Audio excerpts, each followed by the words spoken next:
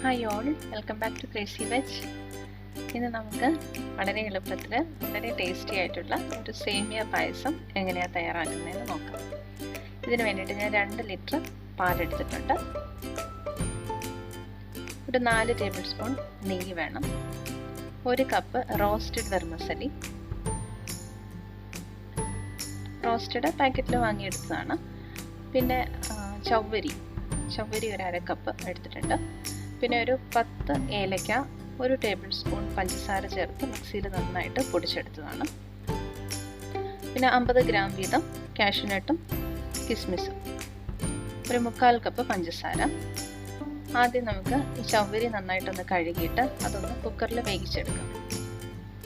അതിന് വേണ്ടിയിട്ട് അത് നികർന്ന് നിൽക്കുന്നതിനും 1 ഇഞ്ച് മുകളിൽ അളവിൽ വെള്ളം ഒഴിക്കാം. നികർന്ന് നിൽക്കുന്നത് 1 ഇഞ്ച് മുകളിൽ വെള്ളം ഒഴിക്കാം. എന്നിട്ട് കുക്കറിൽ ഒറ്റ വിസിൽ കേട്ടാൽ മതി. കേൾക്കുന്നവരെ ഒന്ന് വേവിച്ചെടുക്കാം. എന്നിട്ട് ഫ്ലെയിം ഓഫ് ചെയ്ത് കൊടുക്കാം. ഇനി ഒരു പാൻ വെച്ചിട്ട് അതിലേക്ക് ഒരു 2 ടേബിൾ സ്പൂൺ നെയ്യ് ഇടുക. നെയ്യ് ചൂടാകുമ്പോൾ അതിലേക്ക് അണ്ടിപ്പരിപ്പും മുന്തിരിങ്ങയും നമുക്കൊന്ന് റോസ്റ്റ് ചെയ്ത് മാറ്റി വയ്ക്കാം.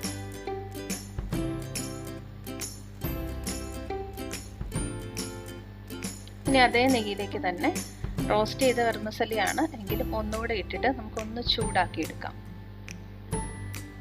ഒരു 5 മിനിറ്റ് ഒരു മീഡിയം ഫ്ലെയിമിൽ ഒന്ന് ഇളക്കി വഴറ്റിയെടുക്കാം. ഒരുപാട് മൂത്ത് പോകണ്ട, പക്ഷെ ഒന്ന് ചൂടാക്കി എടുക്കണം. ഈ രീതിയിൽ ചെറുതായിട്ടൊന്ന് നിറം മാറുമ്പോഴത്തേക്കും അതും നെയ്യിൽ നിന്ന് മാറ്റിയെടുക്കാം. ഇനി നമുക്ക് പായസം ഉണ്ടാക്കാനായിട്ട് ഒരു വലിയ പാൻ എടുക്കാം. അതിലേക്ക് 2 ലിറ്റർ പാലും 1/4 കപ്പ് പഞ്ചസാര ഇടുക. പഞ്ചസാരയുടെ അളവ് വേണമെങ്കിൽ നമുക്ക് കൂട്ടിയെടുക്കാം. ഇപ്പോൾ 1/4 കപ്പ് ഇടുമ്പോൾ തന്നെ നല്ല പാകം മധുരം കിട്ടും. ഇത് തിളപ്പിക്കുക. ഫുൾ ഫ്ലെയിമിലിട്ട് നന്നായി തിളച്ച് കഴിയുമ്പം അത് മീഡിയം ഫ്ലെയിമിലേക്ക് മാറ്റി 20 മിനിറ്റ് നിർത്താതെ ഇളക്കി ഒന്ന് കുറുക്കിയെടുക്കുക. ഞാൻ 20 മിനിറ്റ് നിർത്താതെ ഇളക്കിക്കൊണ്ടിരിക്കണം, അല്ലെങ്കിൽ പാട കെട്ടിപ്പോവും. പാട കെട്ടാതിരിക്കാനായിട്ട് നിർത്താതെ ഇളക്കി എടുക്കുക. ഇപ്പോൾ 20 മിനിറ്റ് കഴിഞ്ഞ് ഒന്ന് കുറുകിയിട്ടുണ്ട്. ഇനി ഇതിലേക്ക് നമ്മൾ വേവിച്ച് വെച്ചിരുന്ന ചവ്വരി ആ വെള്ളത്തോട് കൂടി തന്നെ ഇട്ട് കൊടുക്കാം. റോസ്റ്റ് ചെയ്ത വെർമസലി ഇട്ട് കൊടുക്കാം. അതൊന്ന് ഇളക്കി ഒരു 10 മിനിറ്റ് കഴിഞ്ഞിട്ട് നമ്മൾ പൊടിച്ചു വെച്ചിരിക്കുന്ന പഞ്ചസാരയും ഏലക്കയും ഇവിടെ ചേർത്ത് പൊടിച്ചതും അതിലേക്ക് ഇട്ട് കൊടുക്കാം. അത് മുഴുവനായിട്ട് ഇട്ട് കൊടുക്കാം.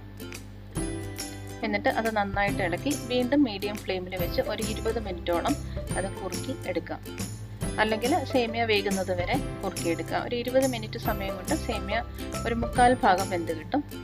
1/4 ഭാഗം വെന്താൽ മതി. അത് കഴിഞ്ഞിട്ട് ഇരുന്ന് കൂടുതലായിട്ട് കുറുകിക്കൊള്ളും. ഒരുപാട് വെന്ത് കുഴയുന്നത് വരെ നമ്മൾ അടുപ്പിൽ തന്നെ വെച്ചേക്കണ്ട.